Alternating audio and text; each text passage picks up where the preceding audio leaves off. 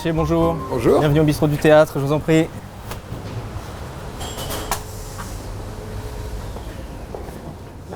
Gérard Larcher, président du Sénat. Merci d'être venu donc jusqu'ici, à Montigny-le-Bretonneux. Merci de m'avoir invité au bistrot du théâtre ici. Sénateur des Yvelines. Sénateur, c'est un mandat que vous appréciez particulièrement parce que la première élection, c'est 1986. 1997, vous en devenez le vice-président et 2008, pour la première fois, président. Qu'est-ce qui vous plaît tant dans cette fonction de sénateur ? D'abord, c'est le racinement dans le territoire, c'est la relation avec les élus locaux.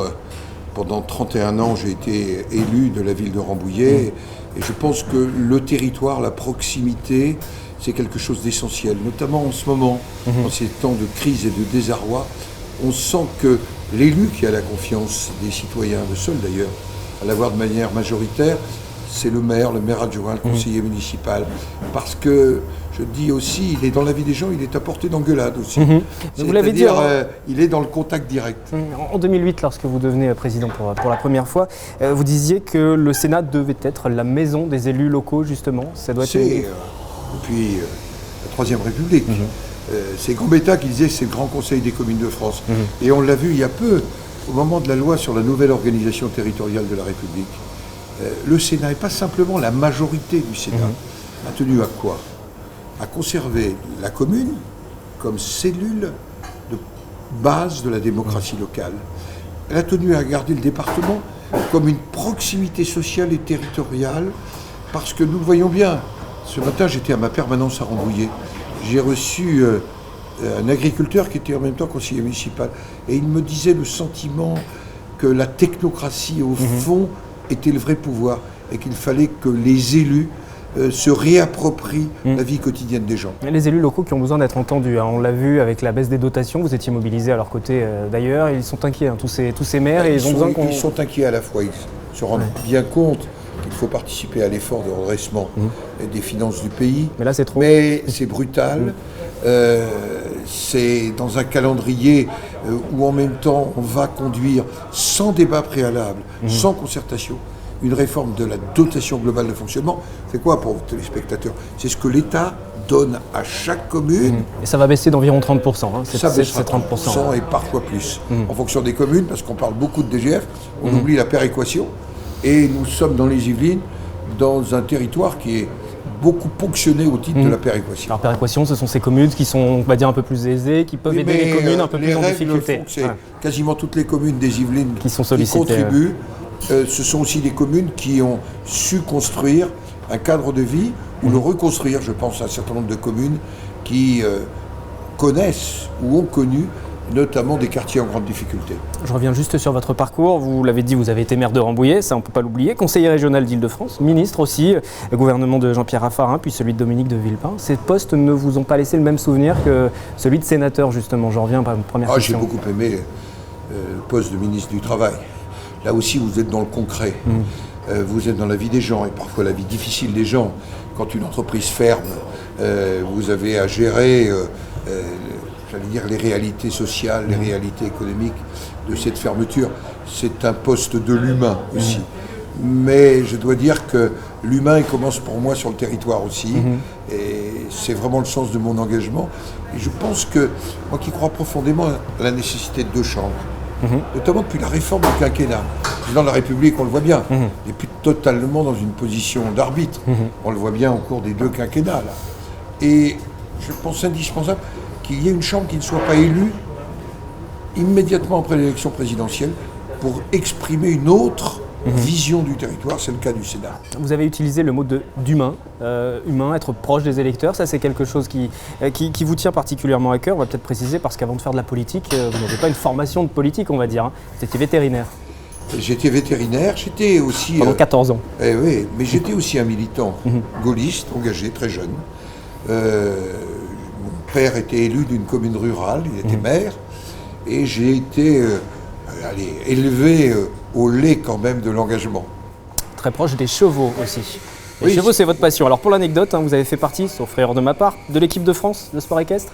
J'ai fait partie de l'équipe lors des de JO France, de 76 à Montréal. D'abord, j'ai accompagné comme vétérinaire l'équipe de France pendant près de 8 années dans beaucoup de championnats. En fait, il faut bien avoir en tête que je suis d'origine normande, une terre du cheval, que j'ai commencé ma carrière comme militaire dans le cadre du service national, aspirant au régiment de cavalerie de la garde républicaine. J'ai fait beaucoup de stages dans les haras nationaux et que vraiment c'était mon engagement sur le territoire, ce qui n'a pas exclu que je fasse aussi des bovins, notamment dans ma Normandie, dans le cadre de remplacement. Et sur les Jeux Olympiques de 76, parce que c'est tout de même une médaille d'or en saut d'obstacle. C'est médaille d'or en saut d'obstacle par équipe. 26 ans, médaille d'or par équipe, aux côtés de très grands cavaliers, occupant de la mise en forme de l'équipe. Donc c'est un beau souvenir. C'est un merveilleux souvenir, là. Le souvenir de cette Marseillaise dans le stade olympique de Montréal. On ne l'avait entendu qu'une seule fois, Guy Drut, 110 mètres V, et nous, c'était un moment... Enfin, moi qui crois profondément à mon pays, moi qui crois profondément que mon pays, c'est un pays qui a un message à donner.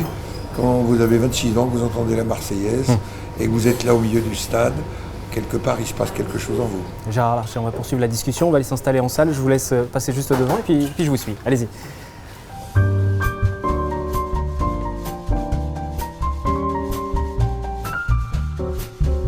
Gérard Larcher, on poursuit la discussion avec vous. On continue à parler de vos engagements et puis de l'actualité aussi. L'actualité du moment, c'est l'accueil des réfugiés. Est-ce qu'il faut des quotas? Est-ce qu'il faut fermer les frontières comme certains de nos voisins l'ont fait en Europe? D'abord, je crois qu'il y a une espèce de confusion.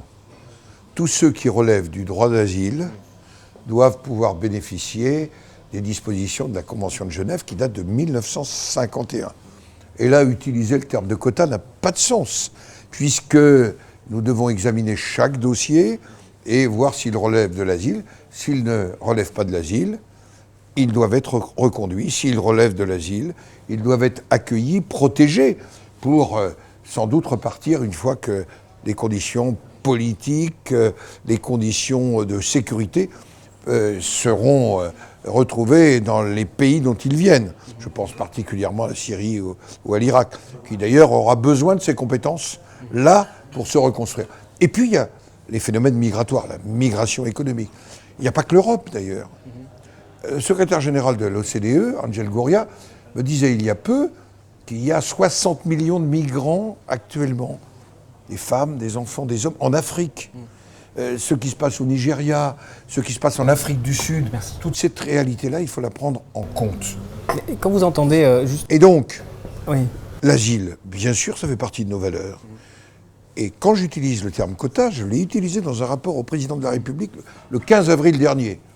C'était un sujet qui n'était pas d'actualité brûlante, même si déjà la situation dans la Méditerranée, on l'a oublié. Il y avait des images terribles, mais elles n'avaient pas eu le même effet déclencheur.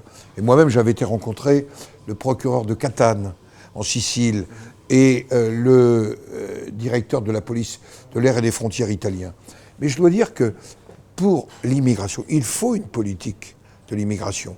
Et j'ai proposé qu'elle soit une politique d'immigration qui fixe des quotas. C'est là où il faut bien faire la distinction des mots. Après un débat au Parlement, c'est, je crois, la responsabilité d'un pays de conduire sa politique. C'est d'ailleurs ce qu'un homme plutôt de tradition de gauche, Comte Sponville, me disait quand il est venu me rencontrer pour la préparation de ce rapport. Mais quand vous entendez tout de même Marine Le Pen dire que, comparé à cette invasion migratoire à celle du IVe siècle, que ça aura peut-être les mêmes conséquences, qu'il faut un sursaut du peuple français, c'était dans l'Essonne. Dans des considérations historiques, vous savez, ils nous ont fait le coup au mois de juillet, où ils nous ont déclaré que c'était les Vaudois qui étaient dangereux, souvenez-vous. Dans le Luberon et en Provence, et que l'édit de Mirindol, c'était naturellement les Vaudois qui étaient coupables. Donc les prendre pour référence historique, c'est en tous les cas pas mes références. Oui, l'extrême droite, c'est difficile pour vous, hein? Pour moi, c'est le contraire des valeurs de la France. Et je le dis à ceux qui peuvent être tentés, je les comprends, du sentiment de se dire, mais allez, toutes ces partis que nous connaissons, classiques, d'alternance, au fond, ils ont fait quoi? Ils nous ont répondu, est-ce qu'ils répondent à nos problématiques? Mais que ce soit au plan économique, que ce soit au plan des valeurs, le Front National n'apporte aucune réponse. Aucune réponse. Il ne vit que sur la haine. Et je dois dire que c'est pas dans la haine de l'autre qu'on progressera, même si, personnellement, je pense qu'il y a des dossiers qu'il faut avoir le courage d'aborder, j'allais dire avec courage, en refusant la langue de bois. Et les hommes politiques d'aujourd'hui ont du courage. Justement, votre mentor, vous adhérez en 1976 au RPR. Votre mentor, c'était qui à l'époque? C'était le général de Gaulle, parce que en fait, j'ai commencé très tôt à l'Union des jeunes pour le progrès et à l'Union démocratique du travail. J'étais en classe de première. Et moi, je crois à la fois au rôle d'un État qui est un des balanciers stabilisateurs de la société, qui représente mon pays, qui incarne des valeurs. Et cette référence, elle n'est pas une nostalgie. Nous avons écrit un livre collectif il y a 2 ans, qui a eu récemment un prix, le prix d'ailleurs de l'UJP, qui dit « Le gaullisme, une solution pour demain ». C'est quoi? De dire que la nation, c'est un sens. Que dire que les problèmes de la nation, il faut qu'on les règle. Et de dire que toutes nos valeurs reposent d'abord sur la primauté de l'humain. C'est autour de ça que je me retrouve. On va reparler du Sénat, si vous le voulez bien. Et nous sommes allés faire un petit micro-trottoir. On est allé demander aux gens ce qu'ils pensaient, tout simplement, du Sénat. Je vous laisse écouter. Quelle image avez-vous du Sénat? Le Sénat, c'est une assemblée donc, de personnes qui sont là pour travailler sur nos lois, notamment, voilà, dans notre démocratie. Moi, je trouve que c'est important d'avoir 2 assemblées, la nationale et le Sénat. Les sénateurs ont un rôle extrêmement important. Malheureusement, ils dorment parfois en séance ou ils ne sont pas là. Des beaux dormeurs. Parce que quand on regarde un peu comment ça se passe dans l'hémicycle, il y en a beaucoup qui dorment. D'abord, ils sont très âgés. Et puis, en fin de compte, bon, il y a un aller-retour entre l'Assemblée nationale et le Sénat. C'est toujours l'Assemblée qui a le dernier mot. Donc, en fin de compte, le Sénat, il ne sert à rien. Bon, c'est à l'image de plutôt nos anciens, gérés par nos anciens, quoi. Bon, peut-être un peu péjoratif, mais voilà. L'utilité, je vois pas trop, parce que quand ça part au Sénat, ça revient en deuxième lecture, donc on va pas dire que ça sert à rien, mais presque, voilà. Les gens sont durs, hein. Oui. Est-ce qu'ils sont dans le vrai? À la fois, est-ce qu'on dort je beaucoup vois au les Sénat 2 premières citoyennes que vous avez interrogées, ils reconnaissent le rôle du Sénat dans la fabrication de la loi. Mais il y a des poncifs, et c'est pas facile de les changer. Le Sénat serait vieux. En fait, très peu de différence avec l'Assemblée nationale. 4-5 années. Et ceci est l'héritage d'un très vieux concept, parce qu'à mon époque, quand j'ai commencé, il fallait avoir au moins 35 ans pour être élu au Sénat. Ça n'est plus le cas aujourd'hui, mais naturellement, les choses se mettent en place progressivement. Sur la présence au Sénat, c'est comparable à l'Assemblée nationale. Mais vous savez qu'à partir du début de ce mois, les sénateurs ont des obligations d'engagement. C'est vous qui l'avez souhaité, c'est vous qui l'avez mis en place. C'est le bureau du Sénat. Vous l'avez fait collectivement. Vous l'avez souhaité aussi. Mais ça faisait partie de mon projet pour le Sénat. J'ai été élu là-dessus. Parce que je pense que, par exemple, il y a des moments solennels. Quand on vote sur des grands textes, quand on entend avant le vote les explications de vote, quand on travaille en commission, c'est le moment où le sénateur doit donner son avis personnellement. C'est aussi le moment, par exemple, quand on contrôle le gouvernement, des questions d'actualité. Et à partir du mois d'octobre, c'est pas une fois tous les 15 jours, mais chaque semaine que les Sénats contrôleront le gouvernement. Alors, dire ça sert à rien, c'est pas vrai. Nouvelle organisation territoriale de la République. Qui a préservé la commune? Mais qui a le dernier mot au final? C'est nous qui l'avons eu, le dernier mot. C'est nous, puisque nous avons fait un compromis. C'est un des plus grands textes depuis le début de ce quinquennat. Souvenez-vous, François Hollande et Manuel Valls avaient annoncé la disparition du département, avaient annoncé que dans les communautés, il y aurait le suffrage universel. Nous avons pensé qu'en ces temps de crise, c'était très important la commune, et que le département, c'était pas ringard, et que les allers-retours du gouvernement qui avait supprimé, remis la compétence générale, tout ça n'avait pas de sens. Je vais prendre un autre exemple. La loi Macron, dont on parle tant, les députés ne l'ont jamais votée. 49.3. Qui est-ce qui a enrichi le texte pour les entreprises? C'est le Sénat. 3e texte, la loi sur le renseignement. Loi très importante pour lutter contre le terrorisme. Qui est-ce qui a apporté la garantie des libertés individuelles? C'est le président du Conseil constitutionnel qui le dit. C'est le Sénat. Vous voyez, sur 3 exemples, bien sûr, en dernière lecture, le Sénat peut ne pas avoir le dernier mot.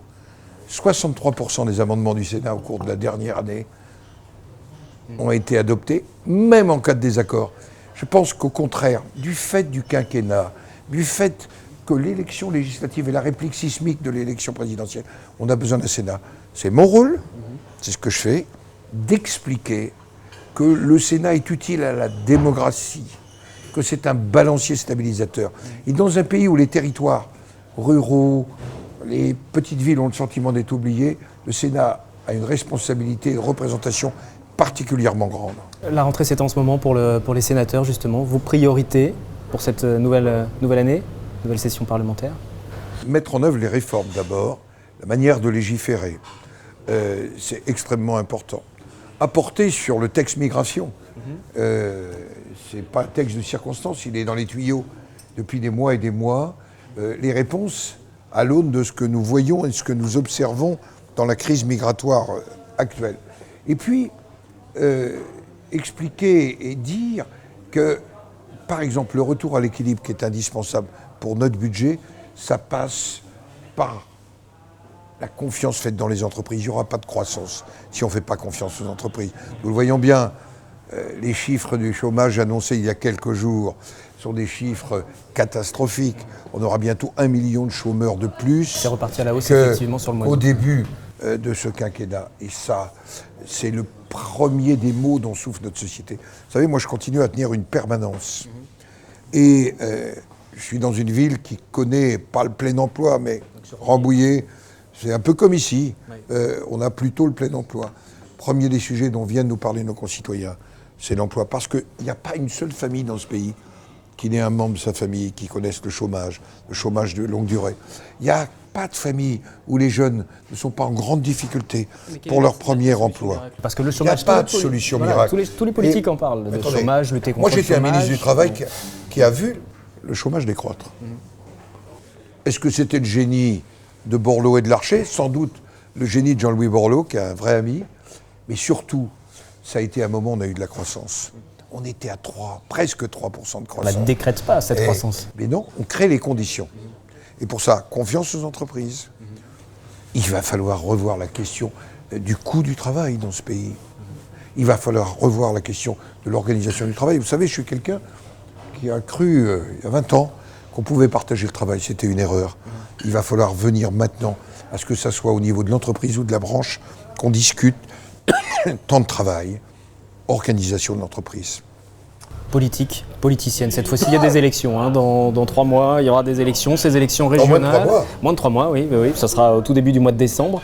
Cette question, les Républicains ont-ils fait oublier l'UMP? Avant que vous me donniez votre réponse, écoutez ce qu'en pensent les gens dans la rue, à Saint-Quentin en Yvelines. On a changé l'étiquette, le packaging, mais ce qui est dedans, c'est toujours le même, je pense. Donc, j'y crois pas trop, en fait. Les Républicains, oui, voilà, on a voulu changer d'image pour redorer le blason, mais ça fait pas tout. Non, je pense que non, ça le fait pas, à mon avis. Pour moi, oui. Non, pour moi, il n'y a pas trop. Enfin, je n'ai pas vraiment écouté les actualités concernant la République ces derniers temps, mais bon, voilà. Peut-être qu'il y aura du sang neuf, peut-être. Ouais. Bon, grâce à Nicolas Sarkozy, c'est exactement pareil qu'avant. Et je dirais même, je sais même pas si c'est pas pire. Non, pour moi, c'est kiff-kiff. Complètement pareil, hein. Il n'y a pas de souci. Et ils ont en plus fait des frais extraordinaires pour changer de sigle. Je trouve que c'est pas forcément utile dans notre période. Là aussi, vous vous dites quoi? Vous vous dites heureusement que Nicolas Sarkozy est revenu ou Écoutez, il aurait mieux fait de s'abstenir? Tout le monde sait que j'étais réservé sur le changement de nom.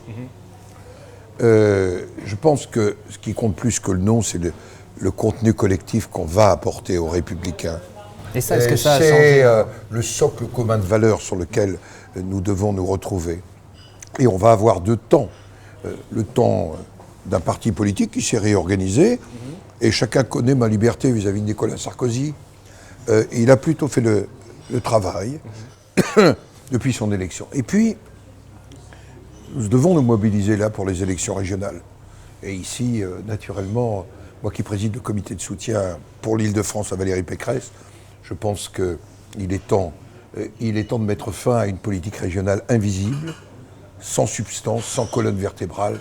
Il y a des sujets majeurs qui sont les infrastructures de transport, par exemple. Il y a des sujets majeurs sur la question des lycées. Il y a des sujets majeurs dans l'accompagnement de politiques territoriales à l'université, pour la recherche, avec les nouvelles compétences des régions. Et tout ça, il va falloir le régler. Et puis, pour les Républicains, il y aura le temps des primaires. C'est un temps où chacun va pouvoir, sur un socle commun de valeurs, présenter son projet. Et je le rappelle, ce n'est pas simplement les militants qui choisiront. C'est tous ceux dans les électeurs qui se reconnaissent autour des valeurs du centre, de la droite, des gaullistes, pour qu'ils s'expriment. Ça aura lieu en novembre. Et ce n'est pas réservé aux militants politiques. Je crois qu'il faut que nous rentrions dans une phase, je le disais il y a quelques jours aux journées parlementaires qui se tenaient à Reims, des Républicains. Je disais, méfions-nous de nos victoires liées à l'échec de la gauche. Il faut que nos victoires soient l'adhésion à nos valeurs avec nos amis du centre. C'est en tous les cas ma démarche. Que les citoyens se posent la question en disant c'est que du packaging, à nous de faire que dans packaging nouveau, il y ait produits, non pas nouveaux, mais allez, des propositions qui entraînent l'adhésion et l'engagement des citoyens. Justement, est-ce que la droite, le centre droit, vous êtes sur de bons rails par rapport à cette proposition, à ces propositions de programme? Visiblement, le .fr qui relaie cette information, il y a moins d'adhérents aujourd'hui à jour de cotisation aux Républicains qu'il n'y en avait l'année dernière à la même date à l'UMP. Oui, quelques milliers si j'ai bien lu. Oui, alors que l'objectif de Nicolas Sarkozy, c'était de faire mieux. Ce que je pense, c'est que il faut naturellement qu'on réenchante la politique.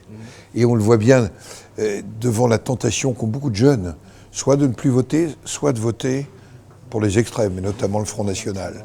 Ça veut dire que nous, il va falloir que dans notre projet, nous dialoguions avec les citoyens, que nous répondions autour des valeurs qui sont les nôtres. Nous croyons d'abord à la nation. Nous croyons que la richesse viendra de l'entreprise. Nous croyons que c'est elle qui créera les emplois. Mais en même temps, il faut avoir un projet social. Et ce projet social, nous devons aujourd'hui l'ajuster. Nous devons savoir comment nous allons financer tout cela. Nous avons aussi une place de notre pays en Europe. Aujourd'hui, on ne présente que l'Europe dans ses difficultés, voire ses échecs. La question migratoire montre bien que la question de Schengen, j'ai appartenu à la commission du Sénat qui a examiné Schengen avant 1995. J'étais tout jeune sénateur. Tous ces sujets-là sont devant nous. Il faut qu'on ait un projet. Ce projet, les citoyens arbitreront. Et puis ensuite, celui qui sera notre candidat, on le conduira à la victoire. Je voudrais quand même remarquer que nous vivons une période difficile. En fait, les promesses de François Hollande n'ont pas été tenues. Et la plus terrible de ces promesses non tenues, c'est l'inversion de la courbe du chômage. Il a dit qu'il ne se représenterait pas s'il n'arrivait pas à inverser le chômage. On verra ça. Il fera un acte de bonne conscience à ce moment-là et de responsabilité, mais c'est quand même un engagement qu'il a pris à la légère. Au fond, je regardais l'autre jour ces ces émissions avant l'élection et notamment avant le deuxième tour. Que d'engagements non tenus. Que d'engagements non tenus. Et comment voulez-vous que les citoyens derrière croient aux engagements politiques? Et c'est ce que j'ai dit aux journées parlementaires. À nous de reconquérir la confiance des citoyens. Nous ne l'avons pas encore. J'en suis parfaitement conscient. Et si souvent je cite que seuls les maires ont la confiance majoritaire des Français, vont peut-être nous inspirer de cette proximité-là. Une toute dernière question concernant justement cette primaire à droite. Dans 15 jours, à votre place, Jean-Frédéric Poisson sera l'invité de cette émission du Café Politique, député yvelinois, président du Parti chrétien-démocrate, que vous connaissez bien puisqu'il a été maire de Rambouillet à partir de 2004. Il a été pendant longtemps conseiller municipal, puis premier adjoint, et ensuite il a été maire en 2004. Un petit mot pour lui, puisqu'il est candidat à cette primaire. C'est un garçon qui porte de vraies valeurs. C'est un garçon qui est, je dois le dire, d'une loyauté parfaite, à méditer quand on dit que les politiques ne seraient pas loyaux. Quand j'ai cessé d'être ministre, à la fin du quinquennat de Jacques Chirac, le lendemain, il m'a dit « mais c'est vous qui devez redevenir maire, puisqu'on se vous voit, toujours vous voyez ». Et cette loyauté est vraiment une qualité, et chacun connaît son intelligence. Nous ne sommes pas tout à fait dans la même formation politique. Il a pris une décision qui lui appartient pour faire valoir un certain nombre de ses idées. Moi, je suis dans la commission d'organisation des primaires, un peu le sage. Moi, je veux des primaires loyales. Je veux des primaires équitables. Je veux des primaires qui soient l'occasion d'un véritable débat pour que, enfin, et c'est un élément très important pour reconquérir la confiance des citoyens, que ce soit l'occasion d'échanges et pas simplement... Pas des coups bas et des petits mots et des petites phrases. Oui, ça ne me passionne pas du tout. Et je pense que nos compatriotes en ont marre. C'est d'ailleurs ce qu'une partie du micro-trottoir révèle. Et moi, je ne considère pas, même quand les questions ne sont pas très sympathiques, notamment des vieux sénateurs qui dormiraient. Alors je les rassure, je dors la nuit brièvement. Et je peux simplement dire à vos téléspectateurs qu'il y a beaucoup de travail qui est fait au Sénat. Et qu'actuellement, par exemple, sur la question migratoire, il y a de vraies réflexions conduites depuis des mois au Sénat, qui actuellement, même si à Saint-Quentin-en-Yvelines c'est moins une actualité, que sur la question agricole, qui derrière c'est la filière agroalimentaire, c'est-à-dire près de 13% des emplois dans ce pays, le Sénat a entrepris depuis des mois la nécessaire réflexion, parce que nous étions la première puissance il y a 10 ans, exportatrice en Europe, en agroalimentaire, nous sommes les 3e aujourd'hui. À méditer, quand on parle travail, emploi, chômage et place de la France. Merci Gérard Larcher. Merci de m'avoir invité. Merci à vous.